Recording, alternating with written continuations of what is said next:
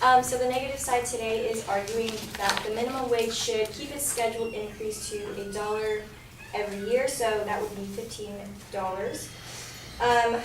The affirmative side states that increasing the minimum wage would cause 500,000 job losses in California, when in reality, many cities in California already have the $15 minimum wage or even more.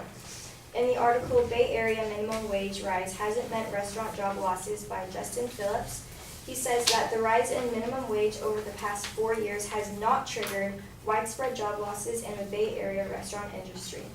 This was shown in a UC Berkeley study that was released in 2018, saying that in San Francisco, instead, low-wage workers are earning more, $15 an hour, while the workforce numbers remain the same. This is just one example of a city where it's more expensive to live in, and the minimum wage there is $15, and in the restaurant industry in this area, which is San Francisco, the number of jobs has not significantly decreased. Another example that I found from California passed $15 an hour 2 years ago by Chuck DeVore.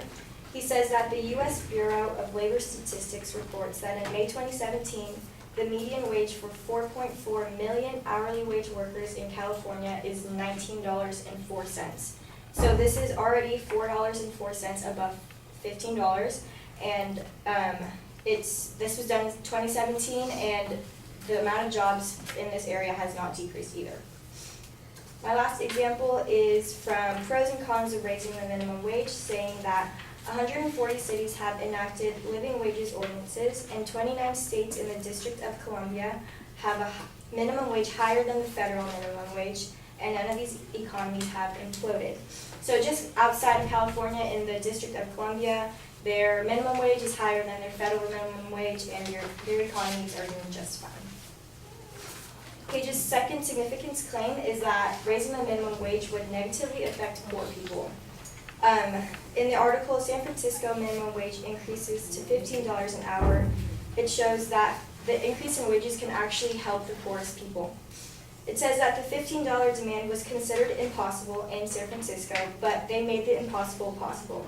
It is with a lot of sacrifice that low-wage workers come forward and talk about wage theft and not being able to survive off their wages. So this turns more into a value claim and just how you see your community and how you want them to live.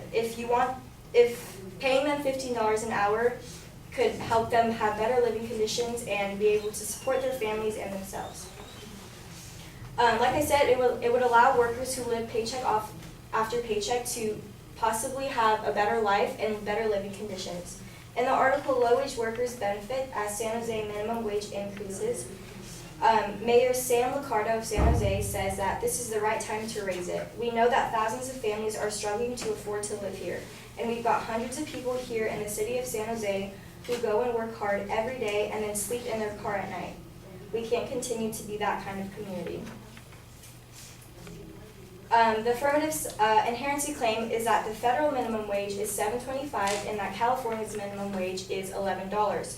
Well, that makes sense because California is significantly more expensive to live in than any other state in America. In the article, California passed $15 an hour. It says that according to the U.S. Bureau of Economic Analysis in 2016, the cost of housing in California's metropolitan area was 60% higher than its small towns and rural areas. So that's just within California itself. Their big cities are 60% more expensive to live in than their small towns. So just think of the difference of California compared to the rest of the states. It's much larger. So it makes sense that the federal minimum wage is lower than California's. Their solvency claim is that increasing the minimum wage would not help poor people and would not decrease the inequality between genders and races. In the article, California's minimum wage went up again. It says that a $15 minimum wage would provide workers with a living wage and one that workers could actually afford to live off of. And like I said before, this would help the poorest people who are working these low-wage jobs, and it would allow them to provide for themselves, their families, and have better living conditions. It also states that although estimates vary by location, an hourly wage between $15 and $25 would be enough to live a decent life for a small family. Page then states that an increase in minimum wage will not decrease the inequality within California. But in Should the Minimum Wage Be Raised by Allison Doyle, she states that increasing the minimum wage could actually help reduce gender and race-based income inequality. For example, like if a woman knows that she's getting the same pay as men, she might be more proactive into finding a job and finding multiple jobs to support her family.